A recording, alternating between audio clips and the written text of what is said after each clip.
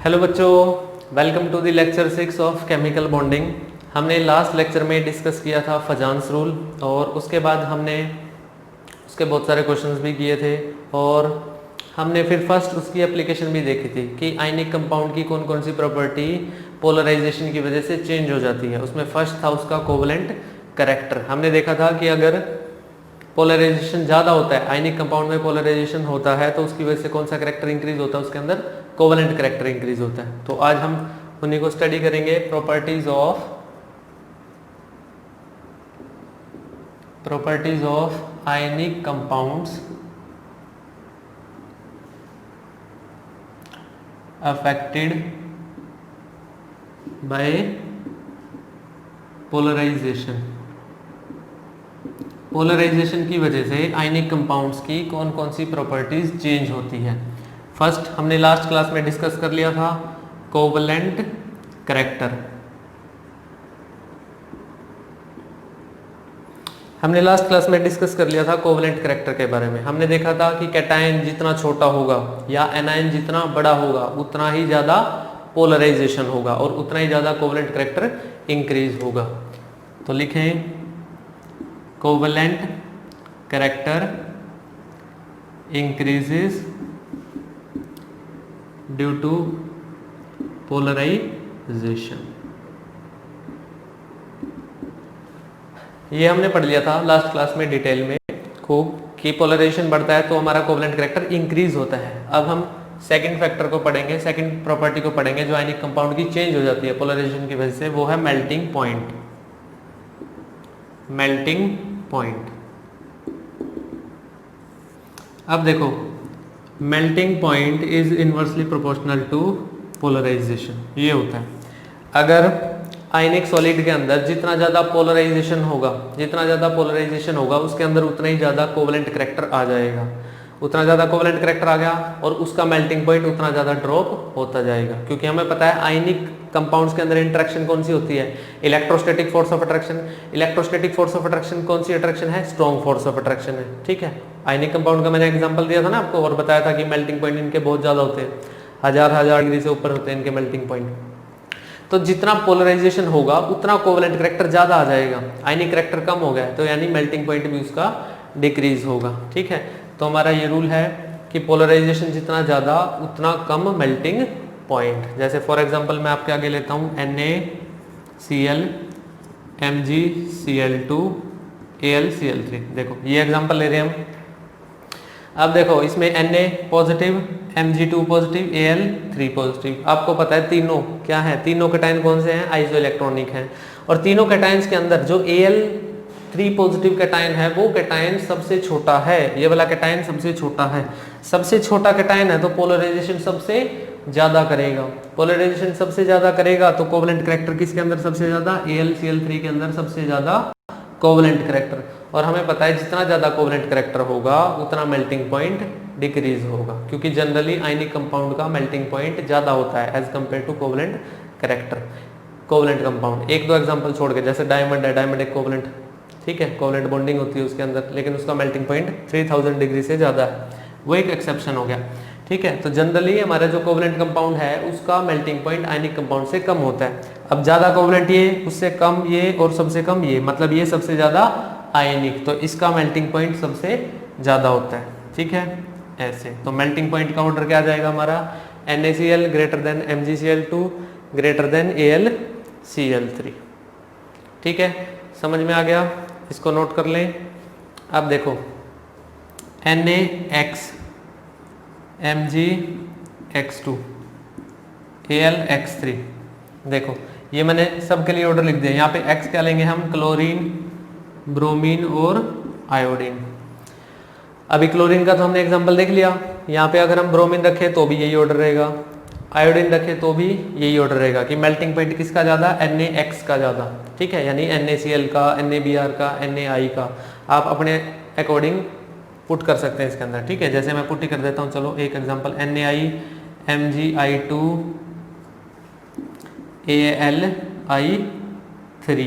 AlI3। देखो भाई छोटा कैटायन है, ठीक है, एनायन है, तो ज़्यादा पोलराइजेशन कर देगा, कोवलेंट कैरेक्टर ज़्यादा, कोवलेंट कैरेक्टर ज़्यादा तो मेल्टिंग पॉइंट सबसे कम। देखो सबसे ज्यादा किसका, NaI का।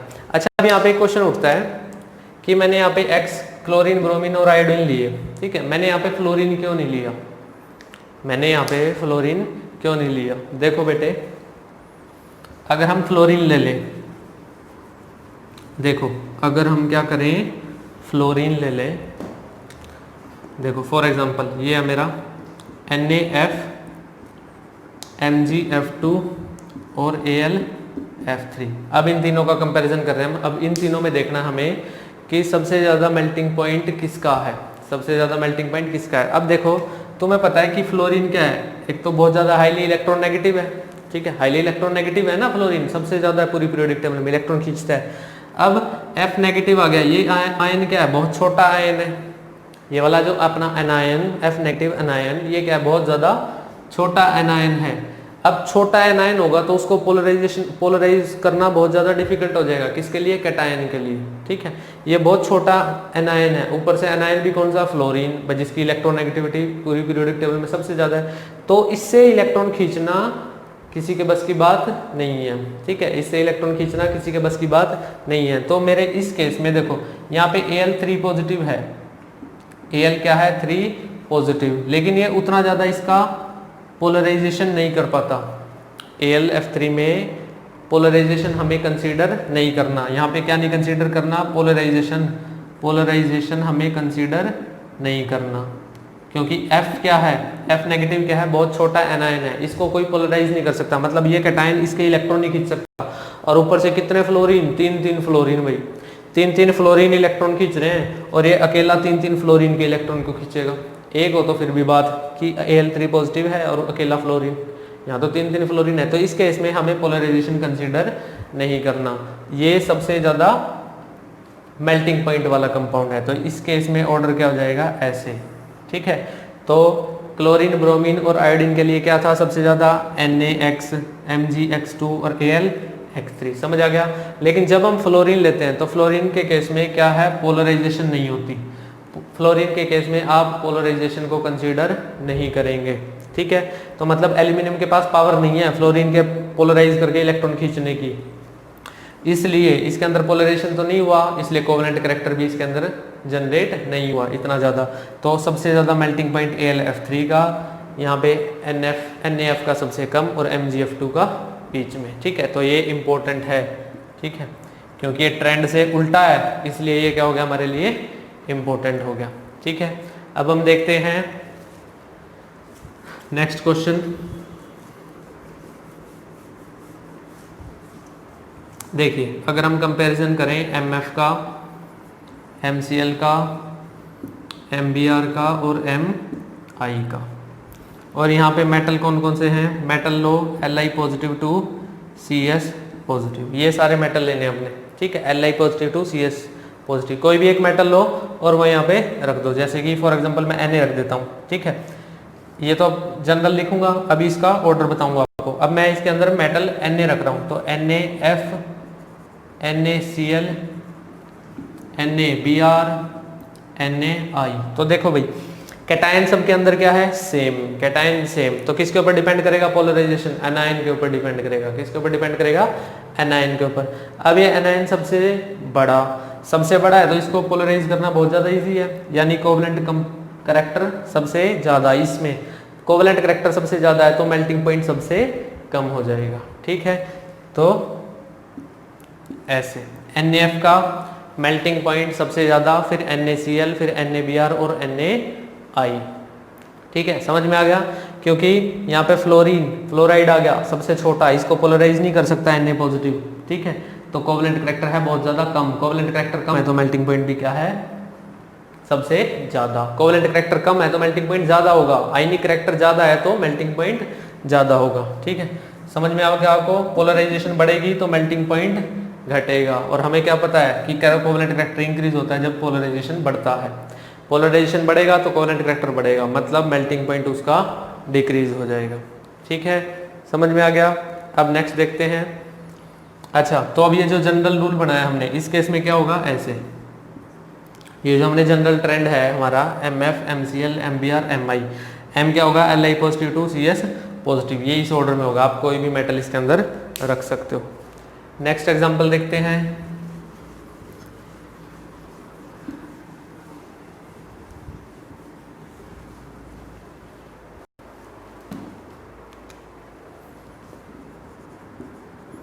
MF2, MCl2, MBr2, Mi2। M है हमारा Be2 positive to Ba2 positive, यानी कौन से ग्रुप के आयंस? ग्रुप 2 के कैटायंस। ठीक है, कौन से ग्रुप के कैटायंस? ग्रुप 2 के। अब यहाँ पे आप कोई भी ग्रुप 2 का कैटायन रख दो। सपोज करो मैं बेरिलियम ही रख रहा हूँ। देखो BeF2, BeCl2, BeBr2, BeI2। ठीक है, अब देखो कैटायन सबके अंदर सेम बराबर का। यहाँ पे अनायन सबसे बड़ा अनायन, तो उसका मतलब उसका पोलराइजेशन उतना ज़्यादा इजी। पोलराइजेशन इजी तो कोवेलेंट कैरेक्टर ज़्यादा, और कोवेलेंट कैरेक्टर ज़्यादा तो मेल्टिंग पॉइंट कम। ठीक है, तो इसका ज़्यादा इससे, इसका ज़्यादा इससे, और इसका ज़्यादा इससे, यानी जनरल ट्रेंड क्या बनेगा? ये बनेगा। ये आप मेटल रख सकते हैं बेरिलियम 2, बेरियम 2 पॉजिटिव। ठीक है, बेरिलियम 2, बेरियम 2 पॉजिटिव। अब हम नेक्स्ट देखेंगे क्वेश्चन, वेरी वेरी इंपॉर्टेंट। देखो थर्ड क्या है? हार्डनेस।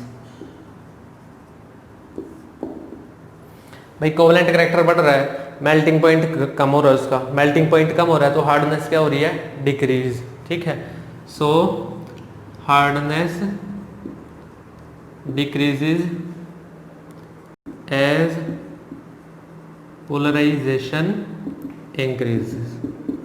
ठीक है, तो ये याद रखना है। जैसे जैसे पोलराइजेशन बढ़ेगी तो कोवेलेंट कैरेक्टर आ जाएगा, और कोवेलेंट कैरेक्टर आएगा तो मेल्टिंग पॉइंट घट रहा है, उसका मतलब उसकी हार्डनेस डिक्रीज हो रही है। So hardness decreases as polarization increases. अब नेक्स्ट फैक्टर हम करेंगे सोल्यूबिलिटी।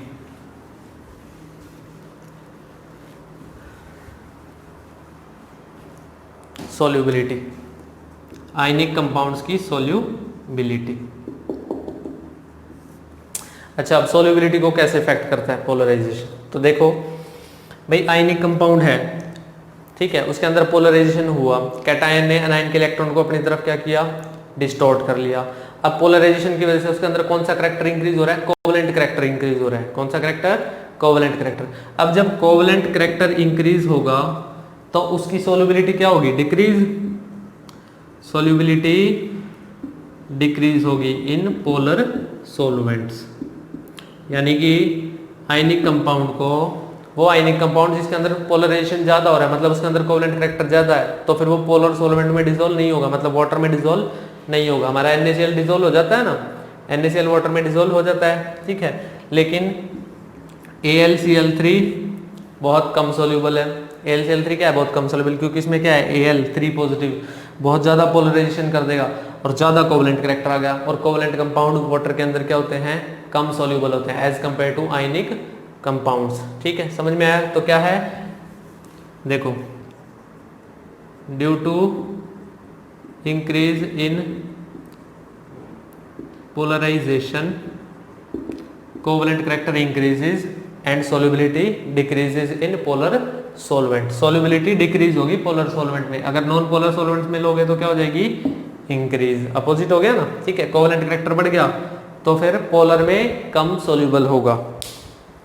ये आ गया। किसकी वजह से पता चल गया? हमें पोलराइजेशन की वजह से पता चल गया कि पोलराइजेशन की वजह से सोल्यूबिलिटी कैसे अफेक्ट हुई। अच्छा, सोल्यूबिलिटी के लिए एक दो फैक्टर और हैं। देखो हमने दो टर्म पढ़ी थी अभी तक, एक तो थी हाइड्रेशन एनर्जी और एक थी हमारी लैटिस एनर्जी। हाइड्रेशन एनर्जी हमारी किसके ऊपर डिपेंड करती है? आयन के साइज के ऊपर। ठीक है, ये थी ना हाइड्रेशन एनर्जी। ठीक है, जैसे एक आयन है, वाटर मॉलिक्यूल, उसको सराउंड करेंगे, एनर्जी रिलीज करेंगे, तो कैटायन की एनर्जी, एनायन की एनर्जी, दोनों को ऐड कर दो तो सॉल्ट की एनर्जी आ जाएगी। ठीक है, ऐसे ही लैटिस एनर्जी क्या था? डायरेक्टली प्रोपोर्शनल Q1 Q2 और इनवर्सली प्रोपोर्शनल R क्या था? इंटर आयनिक डिस्टेंस। अब देखो लैटिस एनर्जी तो थी जब दो एक कैटायन और एक एनायन आपस में जुड़े और कितनी एनर्जी रिलीज हुई, जुड़ने के बाद रिलीज होती है, मतलब वो स्टेबिलिटी है। यहाँ हाइड्रेशन एनर्जी क्या है कि जब वो वाटर में गए, आयंस को वाटर ने सराउंड कर लिया, तब कितनी एनर्जी रिलीज हुई। तो दोनों क्या हो गए, एक दूसरे के अपोजिट हो गए ना। वो तो उनको बांध के रखना चाह रहा है, ये उनको सेपरेट करके स्टेबिलिटी दे रहा है। तो क्या होता है, सोल्युबिलिटी का रूल क्या है, अगर हाइड्रेशन एनर्जी ज्यादा है, मतलब आयनिक कंपाउंड वाटर में डाला, फिर वो आयंस में स्प्लिट हो गया, और अब उस आयन को जैसे ही वाटर मॉलिक्यूल सराउंड करेंगे, large amount of energy release कर दे। तो हाइड्रेशन एनर्जी अगर लैटिस एनर्जी से बहुत ज्यादा है, तो उस केस में क्या होगा, सोल्ट हमारा सोल्यूबल। ठीक है, ये लिख ले, बहुत इंपॉर्टेंट पॉइंट है। हाइड्रेशन एनर्जी अगर बहुत ज्यादा है लैटिस एनर्जी से, तो सॉल्ट क्या हो जाएगा, सोल्यूबल। लेकिन अगर लैटिस एनर्जी ज्यादा हो गई किससे, हाइड्रेशन एनर्जी से, तो क्या हो जाएगा, इनसोल्यूबल। ठीक है, क्या हो जाएगा, इनसोल्यूबल, क्योंकि लैटिस एनर्जी का मतलब कैटायन एनायन जब जुड़ेंगे तो कितनी एनर्जी रिलीज करेंगे, मतलब जुड़ने के बाद वो स्टेबल हो रहे हैं। तो भाई जुड़ने के बाद स्टेबल हो रहे हैं, तो हमें तो सोल्यूबिलिटी देखनी है उनकी। सोल्यूबिलिटी में क्या होता है, सेपरेट होते हैं, तो अपोजिट हो गया एक दूसरे के। हाइड्रेशन एनर्जी और लैटिस एनर्जी क्या हो गई, अपोजिट हो गई। तो जो ज्यादा होगी वो डोमिनेट कर जाएगी। ठीक है, समझ में आ गया। ये हमारा क्या आ गया, सोल्यूबिलिटी का एक रूल पता चल गया कि हाइड्रेशन एनर्जी ज्यादा होगी तो सॉल्ट सोल्यूबल होगा।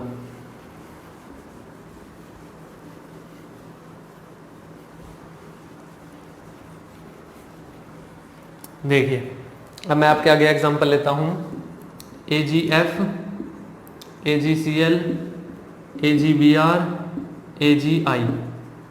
देखो, अब इन चारों में से बताओ कि सबसे ज्यादा सोल्यूबिलिटी किसकी।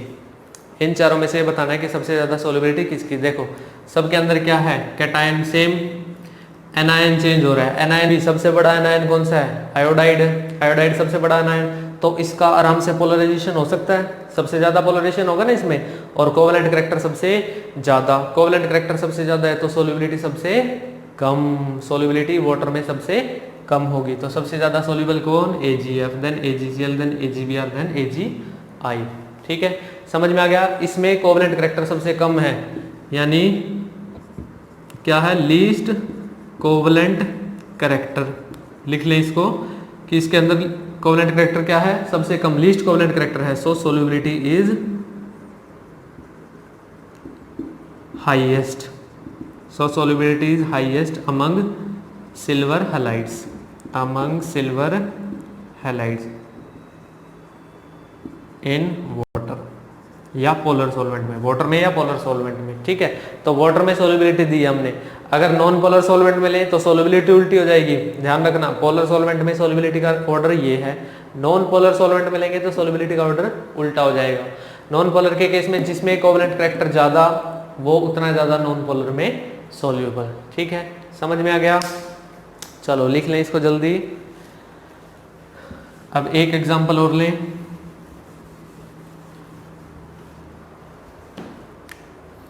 NaCl और NaI।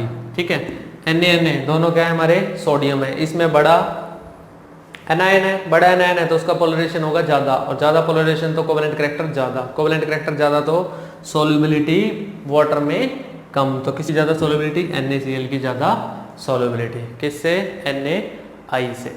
अब हम देखते हैं next, PbF2, PbCl2, PbBr2, PbI2। चलो अब ये देखते हैं, इसमें भी वही केस, क्या देखेंगे हम, पोलराइजेशन देखेंगे। देखो, कैटायन सबके अंदर सेम, सबसे बड़ा एनायन ये वाला। ठीक है, सबसे बड़ा एनायन ये वाला। तो जितना बड़ा एनायन उतना ज्यादा पोलराइजेशन, उतना ज्यादा कोवेलेंट करैक्टर और उतनी कम सोल्यूबिलिटी। तो सबसे ज्यादा सोल्यूबिलिटी इसकी और सबसे लीस्ट सोल्यूबिलिटी इसकी। ठीक है, समझ में आ गया। ठीक है, और अगर NaCl और AlCl3 को कंपैरिजन कर ले, NaCl और AlCl3 को कंपैरिजन कर ले, तो देखो इसके अंदर कैटायन छोटा कैटायन तो ज्यादा पोलराइजेशन, ज्यादा कोवेलेंट करैक्टर। दोनों में से ज्यादा कोवेलेंट करैक्टर किसका, इसका ज्यादा कोवेलेंट करैक्टर। ज्यादा कोवेलेंट करैक्टर है तो सोल्यूबिलिटी कम, तो NaCl की सोल्यूबिलिटी ज्यादा, किससे, AlCl3 से। ठीक है, अच्छा, ये तो अभी हमने सारी चीज़ें नोट कर ली। अभी मैं एक रूल और बता रहा हूँ आपको सोल्युबिलिटी का, एक रूल और सोल्युबिलिटी का। किसके केस में? Alkali metal ions, alkali metal और अल्कलाइन अर्थ मेटल्स, मतलब वो आयनिक कंपाउंड जिनके अंदर ये दोनों प्रेजेंट, दोनों में से किसी एक का कैटायन प्रेजेंट हो, ग्रुप 1 का हो या ग्रुप 2 का हो, वो सारे आयनिक कंपाउंड जिनके अंदर जो कैटायंस हैं वो ग्रुप 1 का हो या ग्रुप 2 का हो। तो उस केस में हम जनरल सोल्युबिलिटी कैसे निकालेंगे, फटाफट देख के, ठीक है। तो उस केस में हम निकालेंगे डेल्टा आर। डेल्टा आर का मतलब है difference in the size of ions, मतलब एनायन का साइज और कैटायन का साइज दोनों के बीच का क्या लेंगे, डिफरेंस लेंगे। मतलब एनायन बड़ा होना चाहिए कैटायन से, एनायन बहुत ज्यादा बड़ा होना चाहिए किससे, कैटायन से, या फिर कैटायन बहुत ज्यादा बड़ा होना चाहिए किससे, एनायन से। दोनों केस हैं, या तो एनायन कैटायन से बहुत ज्यादा बड़ा हो या कैटायन एनायन से बहुत ज्यादा बड़ा हो, मतलब उन दोनों के बीच में जो साइज का डिफरेंस है वो बहुत ज्यादा होना चाहिए। ये क्या हो गया, साइज का डिफरेंस बिटवीन, लिख लो, साइज डिफरेंस बिटवीन आयंस, ठीक है, that is cation and anion, cation and anion. Cation और एनायन के साइज में जितना ज्यादा डिफरेंस होगा उतनी ही ज्यादा क्या होगी, सोल्यूबिलिटी। ये एक जनरल रूल है, ये ध्यान रखें, ठीक है।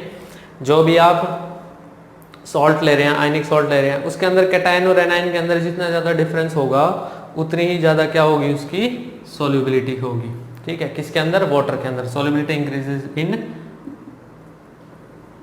सोल्यूबिलिटी इंक्रीजेस इन वाटर या फिर पोलर सॉल्वेंट्स, ठीक है।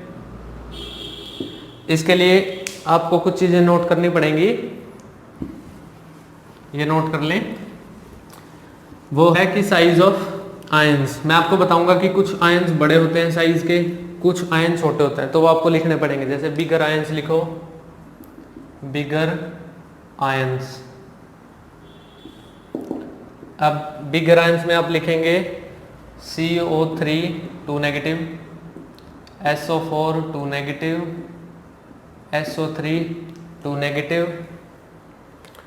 HCO3 negative, ClO4 negative, I negative,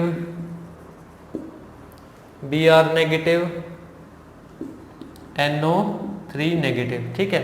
ये सारे हमारे जो एनायंस हैं ये बड़े साइज के हैं, और स्मॉलर एनायंस, स्मॉलर एनायंस में आप याद रखें F नेगेटिव और OH नेगेटिव, ये दोनों क्या है, स्मॉलर एनायंस है, ठीक है, स्मॉलर एनायंस है। और कैटायन का तो आप वेरी कर ही लोगे, कैटायन का तो रेशियो देख लोगे ना।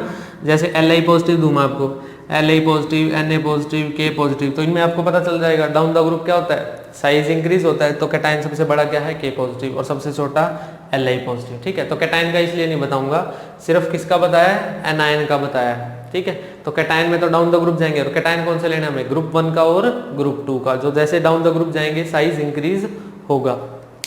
तो ये चीज याद रखें कि बिगर आयंस कौन कौन से हैं, बिगर एनायंस कौन कौन से हैं, बिगर एनायंस, ये बिगर एनायंस, ये स्मॉलर एनायंस। अब इसको नोट कर लें, अभी बताता हूं मैं इसका कहाँ यूज है, ठीक है। अभी इसको रब करते हैं।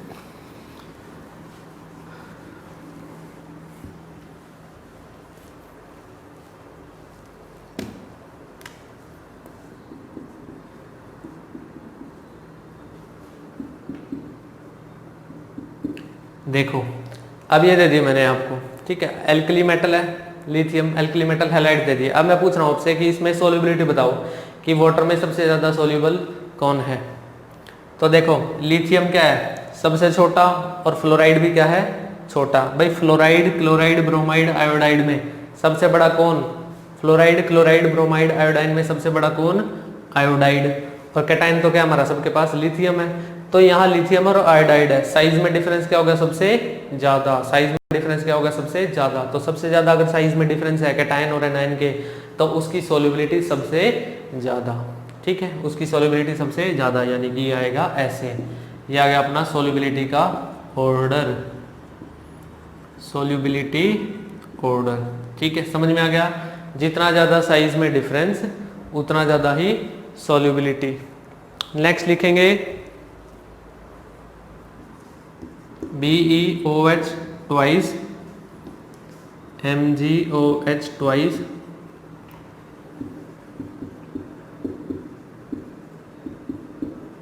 देखो मैंने ये दे दिया आपको। ठीक है, अब मैंने आपको बताया था, देखो अपनी नोटबुक में देखो एनायन कौन सा प्रेजेंट है, OH नेगेटिव। सब में क्या है, OH नेगेटिव। और हमें पता है कि जो OH नेगेटिव एनायन है ये क्या है, स्मॉल, क्या है, स्मॉल एनायन। ठीक है, और कैटायन वेरी कर रहे हैं, इसमें बेरिलियम, मैग्नीशियम, कैल्शियम और स्ट्रोंशियम। तो देखो जो स्ट्रोंशियम का कैटायन है वो इन सब में क्या है, सबसे बड़ा साइज का, क्या है, स्ट्रोंशियम का कैटायन सबसे बड़ा। और OH क्या है, छोटा। OH तो सब में है, छोटा OH तो सब के अंदर है, लेकिन यहाँ क्या था, बेरिलियम भी छोटा, OH भी छोटा।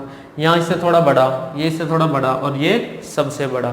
तो सबसे बड़ा कैटायन और छोटा एनायन, तो डिफरेंस क्या हो गया, इन चारों में डिफरेंस किस में सबसे ज्यादा हो गया, कैटायन और एनायन में, इसमें डिफरेंस सबसे ज्यादा हो गया। तो इसमें सबसे ज्यादा डिफरेंस है, तो सोल्युबिलिटी सबसे ज्यादा, तो क्या आ जाएगी, ऐसे ऐसे। ठीक है, यानी सोल्युबिलिटी का ऑर्डर क्या है, ये सबसे ज्यादा सोल्यूबल, इससे कम ये, इससे कम ये, और इससे कम ये। ठीक है, समझ आया जनरल रूल ऑफ सोल्युबिलिटी।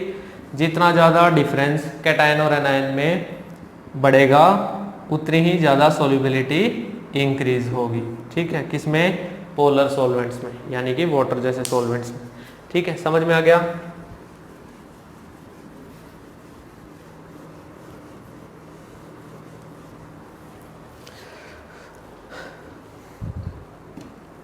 अच्छा चलिए एक क्वेश्चन और देखें, LiClO4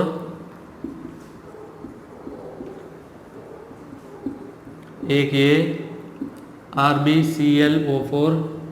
चलो ये हो गया, देखो। ठीक है, अब मुझे ये देखना है, हमें ये देखना है कि इसके अंदर किसकी सोल्युबिलिटी सबसे ज़्यादा, किसकी सोल्युबिलिटी सबसे ज़्यादा। तो आपको पता है एनायन सब में सेम, और ये एनायन क्या है, लार्ज एनायन। कौन सा एनायन है बेटे, लार्ज एनायन है। लार्ज एनायन है तो कैटायन क्या होना चाहिए, उसके कंपैरिजन में सबसे छोटा। एनायन बड़ा है तो कैटायन छोटा होना चाहिए, कैटायन बड़ा है तो एनायन छोटा होना चाहिए। जितना ज़्यादा दोनों का डिफरेंस उतनी ज़्यादा सोल्युबिलिटी, किसमें, पोलर सॉल्वेंट्स में। तो एनायन तो लार्ज है और सबके अंदर क्या है, सेम, लेकिन कैटायन Li पॉजिटिव सबसे छोटा है, फिर उससे बड़ा Na पॉजिटिव, उससे बड़ा K पॉजिटिव, उससे बड़ा Rb पॉजिटिव, तो ये सबसे छोटा। यहाँ दोनों में डिफरेंस क्या है, सबसे ज़्यादा। तो जितना ज़्यादा डिफरेंस कैटायन और एनायन के साइज में उतनी ज़्यादा सोल्युबिलिटी। सोल्युबिलिटी का ऑर्डर क्या आ जाएगा, ये आ जाएगा। ठीक है, सोल्युबिलिटी का ऑर्डर ये आ जाएगा। नोट कर लें इसको।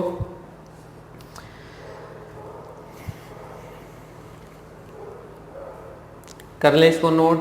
एक क्वेश्चन और देखते हैं फिर हम। चलो देखो next question, caesium fluoride, caesium chloride, caesium bromide, caesium iodide. अब देखो भाई, सीजियम क्या है, सबके अंदर सेम, सबके अंदर क्या है, सीजियम कैटायन है, कैटायन क्या है, सीजियम है ना, सेम हो गया कैटायन। तो अब किसके ऊपर डिपेंड करेगा, एनायन के ऊपर। अब देखो सीजियम क्या है, सीजियम क्या है, बड़ा है, साइज में बड़ा है ना सीजियम, कैटायन। लिथियम आता है, फिर लिथियम के बाद sodium, potassium, rubidium, caesium. Caesium सबसे बड़ा कैटायन है, और उसके साथ जो एनायन है वो भी सबसे बड़ा है, यानी दोनों में डिफरेंस क्या होगा, सबसे कम हो गया। दोनों में डिफरेंस क्या होगा, सबसे कम। सीजियम आयोडाइड में डिफरेंस क्या है, सबसे कम। लेकिन सीजियम फ्लोराइड में सीजियम तो बहुत बड़ा है, देखो कैटायन तो बहुत बड़ा, लेकिन एनायन छोटू सा एनायन है, तो डिफरेंस क्या हो गया, बहुत ज़्यादा। डिफरेंस ज़्यादा हो गया तो सोल्युबिलिटी भी ज़्यादा। तो ये सोल्युबिलिटी का ऑर्डर आ गया। ठीक है, नोट कर ले इसको भी, नोट कर ले इसको। अब नेक्स्ट देखें, BeCO3, MgCO3, CaCO3, SrCO3, BaCO3। ठीक है, ये आ गया हमारे पास। अब हमें इसका ट्रेंड निकालना है सोल्युबिलिटी का, कि किस में सबसे ज़्यादा, किस में सबसे कम सोल्युबिलिटी। तो देखो सब में क्या है, कार्बोनेट है, और मेरा कार्बोनेट क्या है, बड़े साइज का। साइज क्या है कार्बोनेट का, लार्ज एनायन है ना, क्या है कार्बोनेट, लार्ज एनायन। और मेरा सारे कैटायंस के अंदर बेरिलियम सबसे छोटा कैटायन, बेरिलियम सबसे छोटा, फिर उससे बड़ा ये, उससे बड़ा ये, ऐसे चलेगा, ठीक है। तो बेरिलियम सबसे छोटा, ये बड़ा, तो डिफरेंस क्या होगा दोनों में, ज्यादा डिफरेंस हो गया तो सोल्युबिलिटी सबसे ज्यादा। तो ये रहेगा हमारा ट्रेंड कार्बोनेट्स का, ठीक है। अब देखो नेक्स्ट हम लेते हैं LiBr, NaBr, KBr, RBBr। अब देखो लिथियम सबसे छोटा, ब्रोमाइड सब में सेम है, और ब्रोमाइड क्या है, बड़ा आयन है, बड़ा एनायन है, तो ये छोटा और ये बड़ा, तो दोनों का डिफरेंस क्या हो गया, लार्ज। तो ये होगी इसकी सोल्युबिलिटी का ऑर्डर, ठीक है। ये हमने सोल्युबिलिटी के लगभग सारे क्वेश्चन कर लिए। अब हम देखते हैं नेक्स्ट प्रॉपर्टी। अब हम नेक्स्ट प्रॉपर्टी देखते हैं आयनिक कंपाउंड की जो चेंज होती है ड्यू टू पोलराइजेशन, वो है इलेक्ट्रिकल कंडक्टेंस। इलेक्ट्रिकल कंडक्टेंस, देखो पोलराइजेशन इंक्रीज होगा, पोलराइजेशन इंक्रीज होगा तो कौन सा करेक्टर बढ़ेगा, covalent character, covalent character increases. और कोवलेंट कैरेक्टर इंक्रीज हो गया, कोवलेंट कैरेक्टर इंक्रीज हो गया तो हमें जब उस चीज को पानी में डालेंगे, उस सब्सटेंस को, उस सॉलिड को पानी में डालेंगे, तो उसको आयोनाइजेशन होने में क्या लगेगा, जोर लगेगा, ठीक है, क्योंकि उसके अंदर कोवलेंट कैरेक्टर बढ़ गया। अब उसका आयोनाइजेशन होगा, मैंने बताया था आपको आयनिक कंपाउंड का क्या होता है, डिसोसिएशन। आयनिक कंपाउंड्स का क्या होता है, डिसोसिएशन, क्योंकि आयनिक कंपाउंड में क्या है, आयंस प्रेजेंट है, Na पॉजिटिव है, Cl नेगेटिव है, बस पानी में डाला और बस टूटेंगे, वो डिसोशिएट होंगे, ठीक है। लेकिन जो हमारा कोवलेंट कंपाउंड है, जैसे मैंने HCl बताया था आपको कि ये आयंस में प्रेजेंट नहीं है, जैसे ही इसको पानी में डालेंगे तब जाके इनका क्या हो जाएगा, आयोनाइजेशन, और H पॉजिटिव और Cl नेगेटिव बनेंगे। तो कोवलेंट कंपाउंड का आयोनाइजेशन होता है, ठीक है। अब पोलराइजेशन की वजह से इनका जो आयोनाइजेशन की टेंडेंसी है वो डिक्रीज हो जाएगी। देखो क्या है, polarisation increases, covalent character increases, so ionisation tendency, decreases. और आयोनाइजेशन टेंडेंसी डिक्रीज होगी, आयंस नहीं जाएंगे वाटर के अंदर, आयंस नहीं बनेंगे तो करंट डिक्रीज होगा, करंट फ्लो क्या हो जाएगा, decrease. So electrical conductance decreases, ठीक है, समझ में आ गया। पोलराइजेशन इंक्रीज होगा तो इलेक्ट्रिकल कंडक्टेंस डिक्रीज होगी। चलिए एक एग्जांपल देखते हैं इसमें।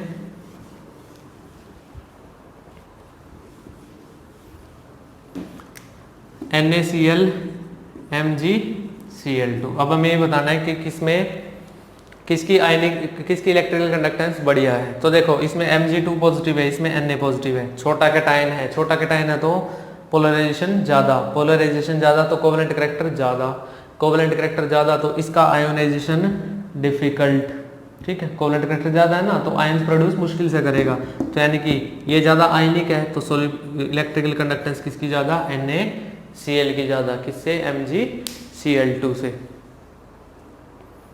ठीक है, NaCl की ज़्यादा किससे, MgCl2 से। नेक्स्ट देखते हैं लिथियम क्लोराइड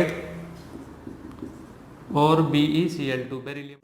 LiCl और BeCl2 में BeCl2 ज़्यादा चार्ज है उसके ऊपर, Be2 पॉजिटिव, आइसो इलेक्ट्रॉनिक है ना दोनों, Li पॉजिटिव और Be2 पॉजिटिव, लेकिन इसका साइज छोटा क्योंकि चार्ज 2 पॉजिटिव है और इलेक्ट्रॉन उतने ही है जितने Li पॉजिटिव के पास है। तो ये पोलराइजेशन, इसके अंदर पोलराइजेशन ज़्यादा होगा तो कोवलेंट कैरेक्टर ज़्यादा, और कोवलेंट कैरेक्टर ज़्यादा है तो इलेक्ट्रिकल कंडक्टेंस कम होगी। तो LiCl की इलेक्ट्रिकल कंडक्टेंस ज़्यादा किससे, BeCl2 से, ठीक है। हमने फिफ्थ प्रॉपर्टी भी पढ़ ली। अब हम नेक्स्ट देखते हैं लैटिस एनर्जी, कि लैटिस एनर्जी का कैसे वेरिएशन होता है विद पोलराइजेशन। नेक्स्ट प्रॉपर्टी है लैटिस एनर्जी। आप बस लैटिस एनर्जी के केस में इतना ध्यान रखें कि lattice energy is inversely proportional to polarization. अगर पोलराइजेशन होगा तो लैटिस एनर्जी डिक्रीज होगी, जितना ज़्यादा पोलराइजेशन लैटिस एनर्जी उतनी कम होगी, ठीक है। नेक्स्ट हम देखेंगे जो प्रॉपर्टी अफेक्ट हो रही है वो है seventh, intensity of colour. Intensity of colour increases due to polarization, due to polarization. भाई जैसे जैसे पोलराइजेशन इंक्रीज होगा तो कोवलेंट करैक्टर इंक्रीज होगा, ठीक है, कोवलेंट करैक्टर इंक्रीज होगा। और कोवलेंट कंपाउंड जैसे जैसे कोवलेंट करैक्टर इंक्रीज होगा उसकी जो कलर इंटेंसिटी है वो इंक्रीज हो जाएगी। आयनिक कंपाउंड जो होते हैं वो क्या होंगे, लाइट कलर के होंगे या कलरलेस होंगे। जितना ज्यादा कोवलेंट करैक्टर बढ़ता जाएगा उतना ज्यादा उनके अंदर इंटेंसिफाई कलर आ जाएगा, ठीक है, उतना ज्यादा उनके अंदर क्या आ जाएगा, इंटेंसिफाई कलर आ जाएगा। देखिए अब हम एग्जांपल देखते हैं AgCl और AgI। देखो दोनों में कैटायन कौन सा है, सिल्वर। एनायन छोटा, एनायन बड़ा, बड़ा एनायन है, बड़ा एनायन है तो पोलराइजेशन ज्यादा, पोलराइजेशन ज्यादा तो कोवलेंट करैक्टर ज्यादा। और मैंने बोला है कि कोवलेंट करैक्टर ज्यादा होगा तो कलर इंटेंसिटी ज्यादा होगी। तो ये होता है हमारा व्हाइट और ये होता है येलो, ठीक है, समझ में आया। ये येलो क्यों है, क्योंकि इसके अंदर कोवलेंट करैक्टर ज्यादा है और जितना कोवलेंट करैक्टर ज्यादा होगा उतना इंटेंसिफाई कलर होगा, तो इसलिए ये क्या हमारा येलो है। लिख लें इसको, नोट डाउन कर लें। ऐसे ही हमारा PbCl2 PbI2 ये हमारे पास होता है येलो और ये होता है व्हाइट। क्यों है, देखो कैटायन दोनों में सेम, एनायन बड़े साइज का हो गया, एनायन का साइज बड़ा हो गया तो कोवलेंट करैक्टर हो गया उसका ज्यादा, कोवलेंट करैक्टर ज्यादा तो कलर इंटेंसिफाई हो जाएगा, ठीक है। तो कैसा है, येलो कलर का है और ये क्या है, व्हाइट कलर का, ठीक है। तो समझ में आया, intensity of colour increases due to polarization, ठीक है। लिख लें इसको। नेक्स्ट देखें SnCl4 SnI4। अब इसके केस में भी यही, जो आयोडीन है वो बड़ा एनायन है, जो हमारा क्लोरीन है वो छोटा एनायन है, तो इसके अंदर कोवलेंट करैक्टर ज्यादा, कोवलेंट करैक्टर ज्यादा है तो कलर इंटेंसिफाई, मतलब कलर होगा, ये क्या हो जाएगा, ऑरेंज रेड कलर का, और ये क्या है हमारा व्हाइट, या इसको कलरलेस।